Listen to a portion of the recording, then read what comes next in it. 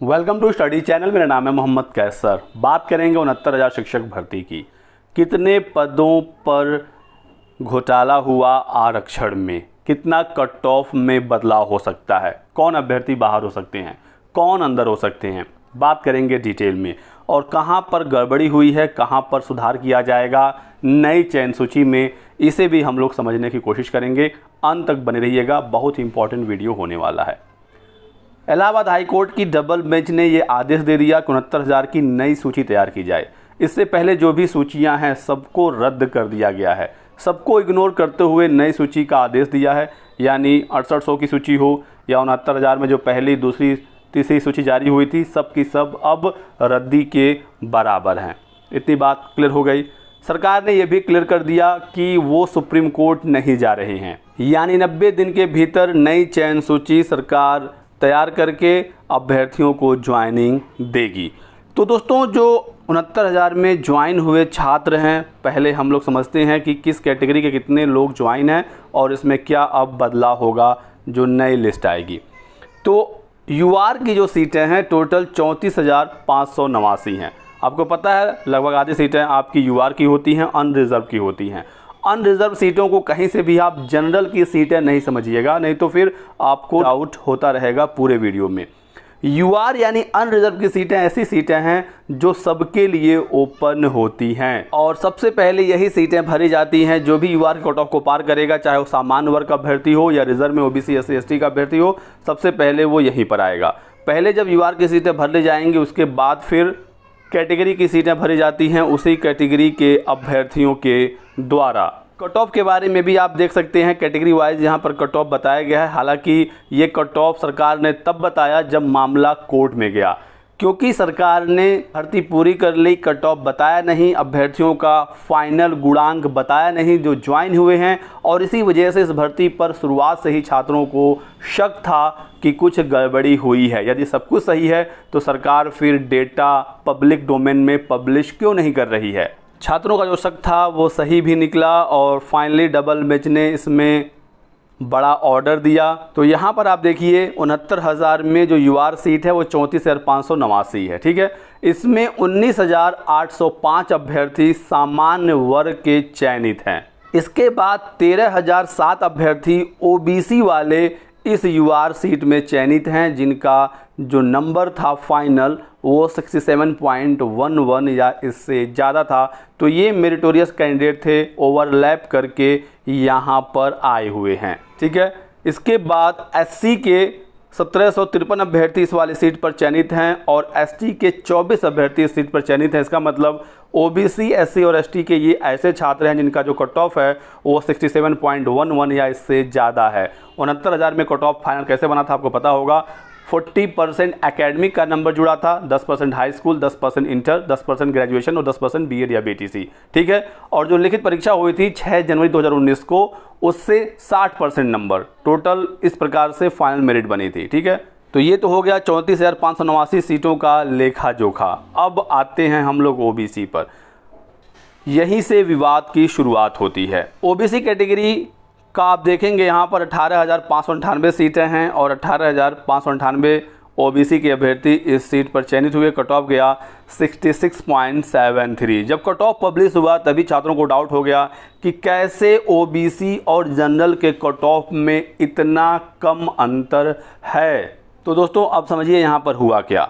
आपको पता है कि शिक्षक भर्ती में कई चरण होते हैं। जैसे सबसे पहले आपको सी टेट या यूपी टेट पास करना होता है। ठीक है, सी टेट यूपी टेट में जो पासिंग नंबर है रिजर्व कैटेगरी के लिए 82 से 89 के बीच में है और अनरिजर्व यानी सामान्य वर्ग के लिए 90 या इससे ज़्यादा है। इसके बाद फिर लिखित परीक्षा होती है ATRE, जिसे असिस्टेंट टीचर रिक्रूटमेंट एग्ज़ाम कहते हैं, जो 6 जनवरी 2019 को हुआ था। जब एग्ज़ाम हुआ तो उस दिन किसी को क्लियर नहीं था कि इस एग्ज़ाम में क्वालिफाइंग मार्क्स कितना होगा। 69,000 से पहले जो 68,500 की शिक्षक भर्ती हुई थी तो उसमें जो क्वालिफाइंग मार्क्स था वो 40% और 45% था। अभ्यर्थियों को लग रहा था कि यही वाला कट ऑफ 69,000 में भी होगा, क्योंकि 69,000 के विज्ञापन में क्वालिफाइंग मार्क्स के बारे में नहीं बताया गया। लेकिन जैसे ही 6 जनवरी 2019 को एग्ज़ाम हुआ, अगले दिन 7 जनवरी 2019 को सरकार ने एक जियो निकाला, गवर्नमेंट ऑर्डर निकाला, और उसमें बताया गया कि 69,000 के शिक्षक भर्ती में जो कट ऑफ होगा वो 60% और 65% होगा। यानी कि रिज़र्व कैंडिडेट को 90 नंबर लाना होगा 150 में और अनरिज़र्व को 97 नंबर लाना होगा 150 में। उसके बाद ये मामला काफ़ी ज़्यादा तूल पकड़ लेता है, मामला हाई कोर्ट तक जाता है कि परीक्षा के बाद आप कैसे कट ऑफ ला सकते हैं या कट ऑफ में बदलाव कर सकते हैं। लेकिन फाइनली जो कट ऑफ लगा वो यही लगा 90 और 97। मामले चले गए कोर्ट में और अभ्यर्थियों ने कहा कि खेल शुरू होने के बाद खेल के नियम नहीं बदल सकते।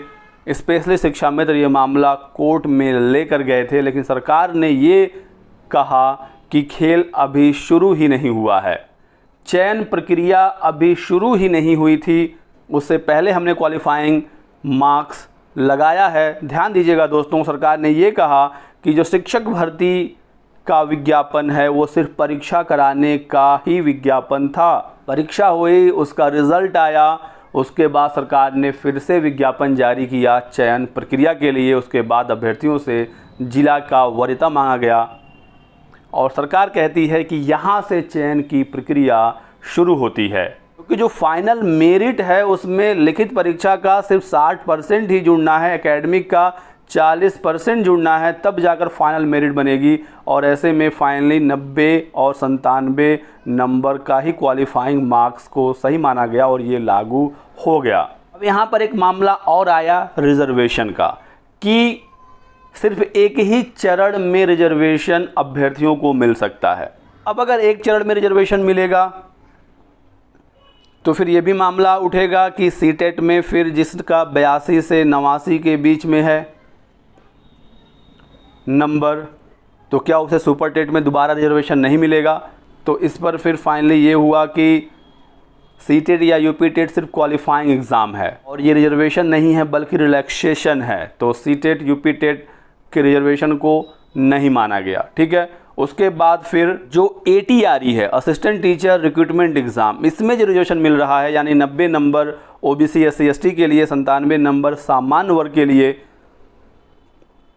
तो यदि किसी छात्र ने यहाँ पर 90 नंबर पर ATRE में क्वालिफाई किया, यानी 90 से लेकर 96 के बीच में, यानी 97 से कम नंबर है लेकिन 90 या 90 से ज़्यादा नंबर है, यदि कोई रिज़र्व कैंडिडेट 90 से 96 के बीच में मार्क्स लाता है तो उसको एक बार रिजर्वेशन का लाभ मिल चुका है, तो फिर वो अपने ही कैटेगरी की सीट पर रहेगा, वो UR सीट पर नहीं जाएगा यदि उसका फाइनल कट ऑफ 67.11 है या इससे ज़्यादा भी है। इस बात को आप अच्छे से समझिएगा, पूरा विवाद का जड़ यही है। इसी के आधार पर यह भर्ती हुई थी। मान लीजिए कोई OBC का छात्र है, उसका मार्क्स है सुपर टेट में 92 नंबर, अगर ये सामान्य वर्ग के अभ्यर्थी होते तो ये सुपर टेट फेल हो जाते, ये भर्ती प्रक्रिया में आगे शामिल नहीं हो पाते, क्योंकि सामान्य वर्ग के लिए 97 नंबर न्यूनतम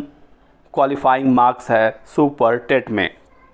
यानी कि इस OBC के छात्र को 92 नंबर पर क्वालिफाई किया गया, यानी इनको एक बार रिजर्वेशन का लाभ दे दिया गया। तो एक बार जिनको रिजर्वेशन का लाभ मिल गया फिर वो अपनी ही सीट पर रहेंगे, अपनी ही कैटेगरी में रहेंगे, ऐसा सरकार ने किया। चाहे उनका फाइनल जब मेरिट बना 60% सुपर टेट और 40% एकेडमिक का, तो उनका 67.11 या इससे ज़्यादा भी कट ऑफ हुआ तो भी उनको सीट दिया गया OBC वाला। और इसी व्यवस्था को, इसी प्रक्रिया को डबल बेंच ने बदल दिया है। डबल बेंच ने कहा कि जो आरक्षण का लाभ है वो आप अंतिम चरण में देंगे। और जब सरकार खुद कह रही है कि जो चयन प्रक्रिया है वो 69,000 परीक्षा कराना, उसके बाद क्वालिफाइंग मार्क्स लगाना, उसके बाद रिजल्ट देना, ये चयन प्रक्रिया का हिस्सा नहीं है।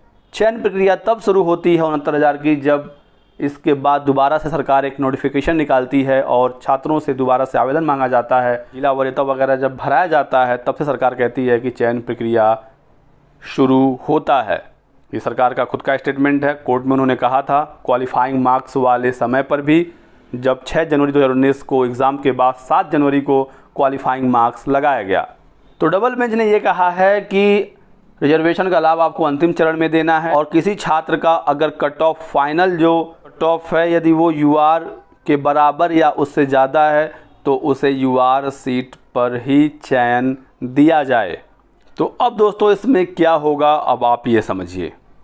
ओबीसी की ये जो 13,007 छात्र हैं, इनका सुपर टेट में 97 नंबर या इससे ज़्यादा रहा होगा और फाइनल जो इनका कट ऑफ गया एकेडमिक और सुपर टेट जोड़कर वो 67.11 या इससे ज़्यादा रहा होगा, तब वो यहाँ पर चयनित हुए हैं।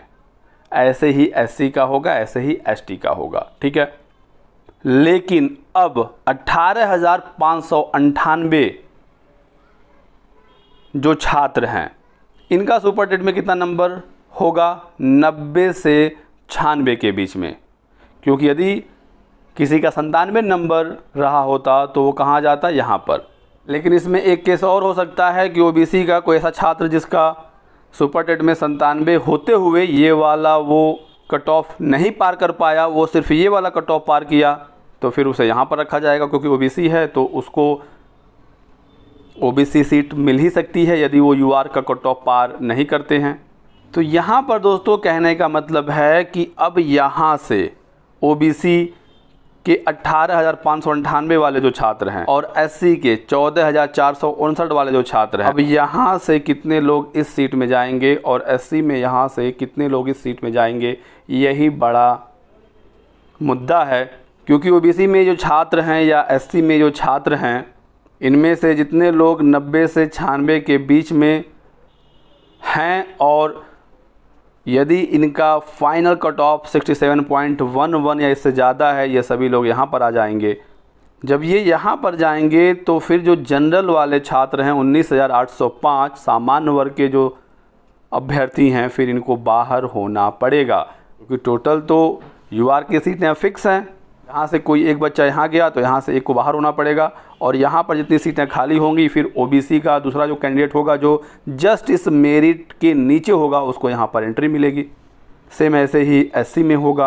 अब ऐसे कितने छात्र हैं ये डेटा किसी के भी पास नहीं है। हालांकि सरकार को जब अंदाज़ा हुआ तो सरकार ने 6800 की एक सूची जारी की। यानी सरकार मानती है कि 6800 रिजर्व कैंडिडेट के और अभ्यर्थी को नौकरी मिलनी चाहिए। यानी कि यहाँ से 6800 यहाँ जाएंगे और फिर 19,805 में से 6800 को बाहर जाना होगा। यदि 6800 या 7000 के आसपास आरक्षण में घोटाला हुआ है या विसंगति हुई है। लेकिन अभ्यर्थियों का दावा है, रिजर्व कैंडिडेट के छात्रों का दावा है कि 19,000 सीटों का हेरफेर हुआ है। तो सरकार जब नई चयन सूची बनाएगी और इस बार सभी नियमों को लागू करते हुए हाई कोर्ट और सुप्रीम कोर्ट के ऑर्डर को मानते हुए जब नई लिस्ट आएगी तो क्लियर हो पाएगा कि कितने रिजर्व कैंडिडेट को यहाँ पर और मौका मिलता है और कितने जनरल के अभ्यर्थियों को बाहर जाना पड़ता है। हालांकि सरकार विचार कर रही है कि जो चयनित अभ्यर्थी हैं और नए लिस्ट से बाहर हो जाएंगे उन्हें समायोजित वो करेंगे। किस प्रकार से करेंगे, क्या नई सीटें ऐड होंगी, इस पर सरकार विचार विमर्श कर रही है। लेकिन नई सीटों को ऐड करने पर फिर से बड़ा विवाद हो जाएगा। क्योंकि 6800 की लिस्ट इसी वजह से खारिज हुई थी कि 69,000 का विज्ञापन है तो इससे ज़्यादा आप एक सीट भी नहीं भर सकते। साथ ही साथ जो नई शिक्षक भर्ती की राह देखने वाले अभ्यर्थी हैं उनके लिए भी झटका होगा। जो 4-5 साल से भर्ती का इंतज़ार कर रहे हैं, भर्ती आ नहीं रही है और पुरानी भर्तियों में ही यदि सीटें ऐड हो रही हैं तो फिर नई भर्ती का इंतज़ार और लंबा हो जाएगा। तो 69,000 की शिक्षक भर्ती ऐसी शिक्षक भर्ती है जिसने सबको परेशान किया हुआ है, सरकार को भी, अधिकारियों को भी। जो चयनित अभ्यर्थी 69,000 में हैं वो भी, जो अचयनित है 69,000 में वो भी, और जो नई भर्ती की राह देख रहे हैं वो भी इस भर्ती से परेशान हैं। देखना होगा आगे इसमें क्या होता है। जो भी अपडेट आएगी जानकारी दिया जाएगा। इस वीडियो में बस इतना ही। वीडियो को लाइक कर दीजिएगा, चैनल को सब्सक्राइब कर लें और हमारे साथ बने रहें। Thanks for watching.